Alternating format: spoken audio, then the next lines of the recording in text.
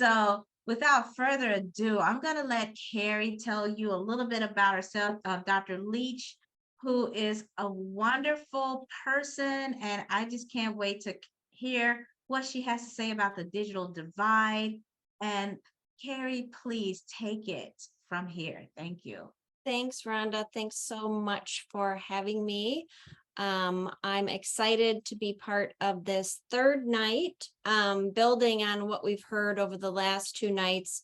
I had a great experience last night hearing about the role of racism in our food systems, and night one hearing from Doctors Oprah, Daly, and Sapp, and I'm a student of them in the implicit bias and microaggression training that they provided last year and continue to provide as a service, and to help us all evolve in our journey as we contribute to health equity. And so I just want to acknowledge my privilege in this space before we move on.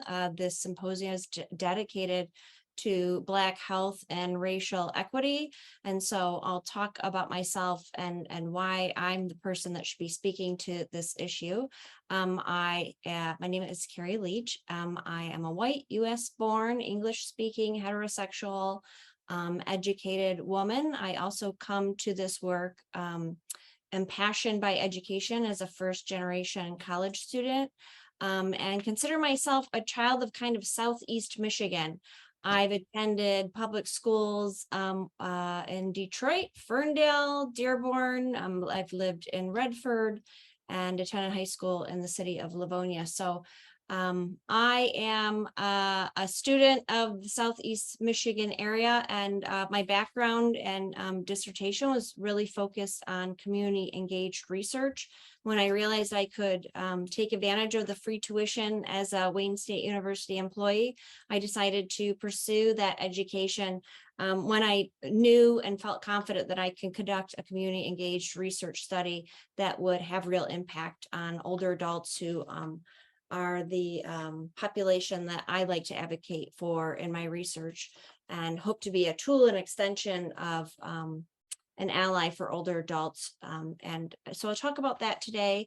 And so I've moved from kind of health communication into digital communication technology during the pandemic because of the disconnect in my community engagement work with the population I hope to serve and increase awareness of, and that is Detroiters. So I'll talk a little bit about that. I won't talk about my titles. It's there. We're in the program.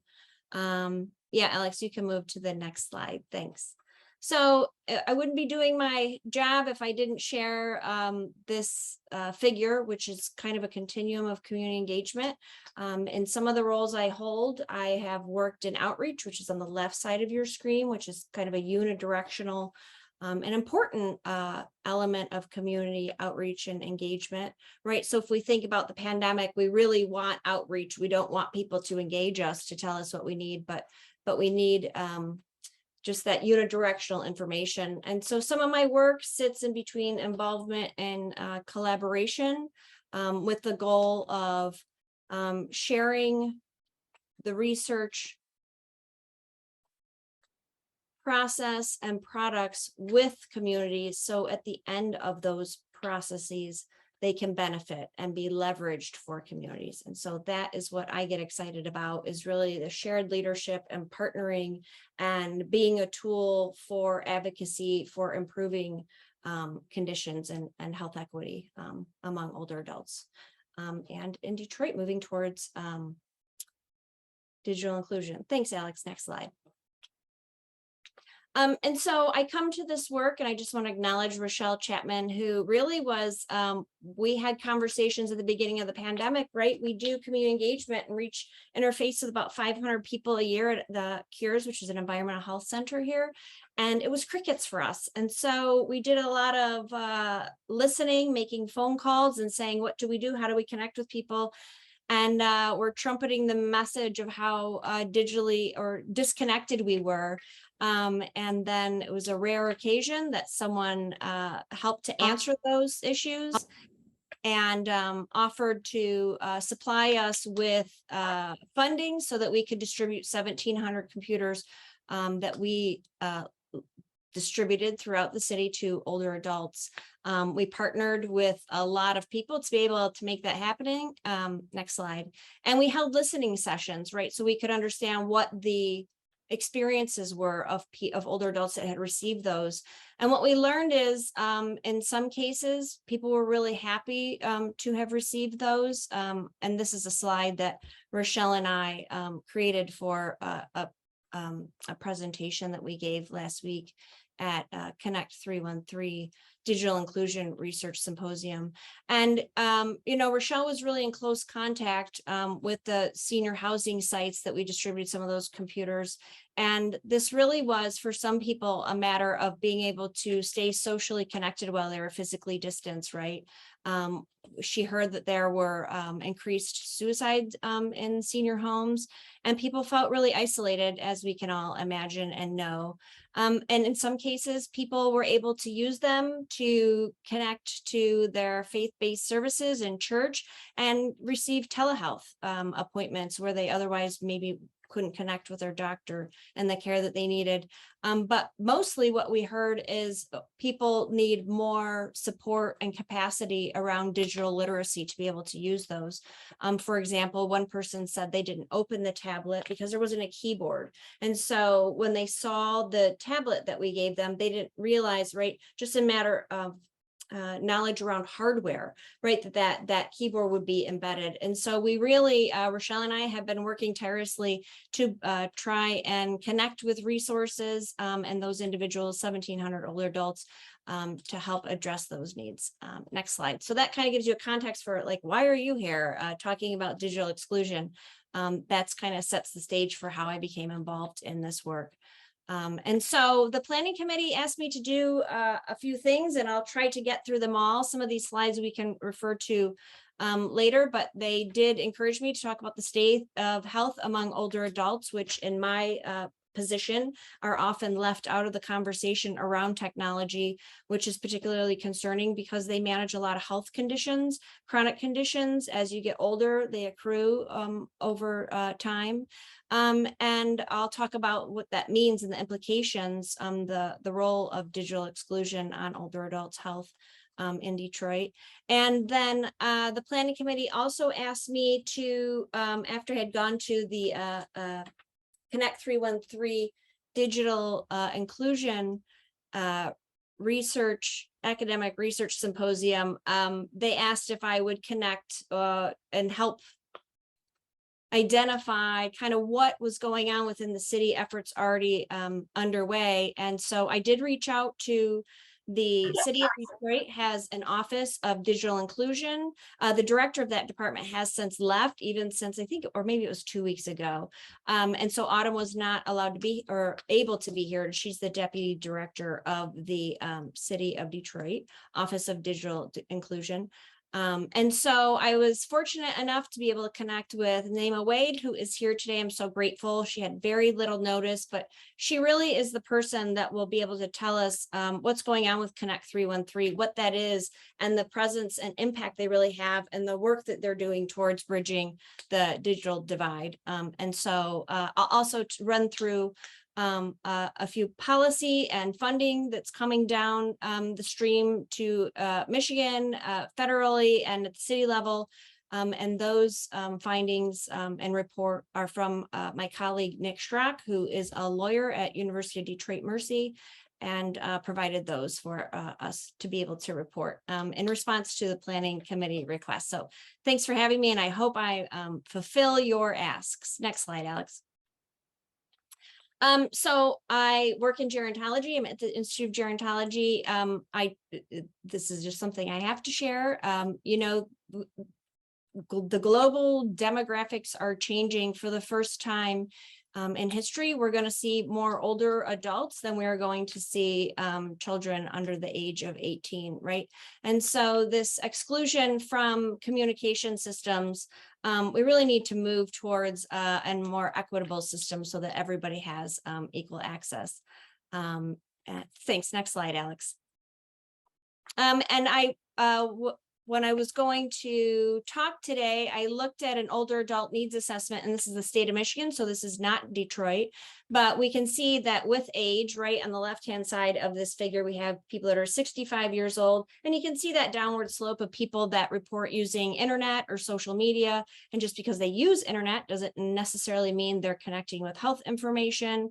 In my experience, some people use the internet just to look up what TV shows might be happening or a newspaper. It doesn't necessarily mean they're seeking out health information or know where to go or how to navigate it, or social media. Next slide. And as we can imagine, because Detroit has one of the lowest internet connectivity rates in the nation, back one slide, sorry, Alex, to make your life challenging. And I just want to report, Detroit has the lowest internet connectivity rate in the nation. We can imagine that when we look at this graph of Michigan residents that use internet and access social media, that figure looks, that slope is even steeper among Detroiters who often do not have internet connectivity or broadband in their homes and are unable to access those key communication tools. Thanks, Alex. Next slide. And so the planning committee did encourage me to talk a little bit about the health implications. So if you are familiar with the Dying Before Their Time report, which was released in 2002, it was a 3 time point study between 2002 and 2020. When the third study was released, there was no change between Detroit older adults who are impacted by premature death rates and are dying at 2 times the rate of the rest of older adults in the state of Michigan. And so this report really just goes to tell the story about older adults in Detroit who are dying before their time, and the importance of increasing access to information, increasing access to communication tools. And so just a really important study to kind of set the stage for the state of health among older people in the city of Detroit. Next slide, Alex. Thank you. And so we know Wayne County, also on the right side of your screen, has the worst health outcomes and health factors, and that is the Robert J. Wood Foundation 2022 report graph that I pulled from there. And we know that these tools and communication and connectivity, not just for older adults, for all Detroiters, is a real priority to help address this disconnect with information and resources that can help people cope with not just their health, but also connect to social services, being able to apply for jobs. So there's layers of issues that meaning that not being digitally connected means for people. I get excited about this journal article because it was the first time during the pandemic I saw this model for in the American Journal of Public Health, scholars saying, look, broadband internet and communication and being able to connect is a social determinant of health. And so there's a model there. I don't know if you can see it very well on that slide, that they're saying this lack of information really impacts all of these determinants of health. And so I just wanted to share that as this is kind of bubbling to all levels of research and awareness. Okay, next slide. Thanks, Alex. And then, so what are the implications of digital exclusion? Originally, Hallie Thompson was going to speak on this issue to eHealth, which we met recently with a communications person at Carmanos, because we really need to think about people that manage the most chronic health conditions would most benefit from the kind of tools that you and I might be able to use, which are the platforms, right? Or portals on my phone, so I can see test results. I know what medications I have prescribed to me, doctor's appointments, and managing that kind of information or getting test results from your doctor is important. And people that kind of manage those co-occurring chronic conditions, people in later life could really benefit from those kinds of tools that currently they don't have access to, not just because they are because it's a broadband issue, but also there's literacy issues. There's the expense and the burden of owning a computer or a smartphone. And so there's layers of issues about that contribute to why older adults are experience digital exclusion. And those implications are really important, especially to help them cope and manage with those health burdens. Next slide. And so the NIC provided an overview of the policies that are impacting the issues that we're going to talk about today. Naimah, who will talk next about Connect 313, and that's myself, Nick, Dell, and my Rochelle, who is just the best collaborator to work with in this work. And so Nick has provided kind of an overview, which I have been asked to provide, and this is not my expertise. And so the Q&A, if we got into policy analysis, I can follow up with Nick and certainly get us answers to these questions. And the reason why we invited Autumn from the City of Detroit Digital Inclusion Office was to try and get at these things, because from what we understand, there are funds that are coming in to help address the digital divide. There are infrastructure bills going on, affordable connectivity programs and discounts. There are FCC rules to stop digital redlining. And I learned actually from Nick and was co-presenting with Dell, who's pictured there next to Nick, that Hope Village is undergoing a pilot program for broadband internet connectivity there to see how it works and how that can be expanded. As we know, the City of Detroit is being deconstructed, and a lot of those areas don't necessarily have connections to their homes. And so it's a really complex program that will be going on going forward. And there, Nick talked a little bit also about state grant funding and how we can all get activated in this process by contacting our mayor and the governor. And so I have those recommendations too I can provide later. Next slide. And so the great thing about all of this work, and I know Winona's on here today, and I don't think I've mentioned it actually to Dell, but the great next steps is I worked really closely, and thank you to Haley, who worked with me to submit a PCORI engagement award to bring together a group of 8 older adults, and these individuals, including Winona, who is our chair of this symposium here today, who provided letters of support, and we're excited about contributing to this project. So we'll bring this group together through PCORI funds, which is the Patient-Centered Outcomes Research Institute, to bridge the divide, not only between older adults and the research community. So we want to build their research literacy, but also digital literacy, right? And not only for the older adults so that they can become actively involved in research, but also for researchers so that they have tools and information so that they know how to better involve older adults and bring them into their research in the future. And so I'm really excited about this. I just learned about it recently, and so lots of exciting things in store for me there. Thanks.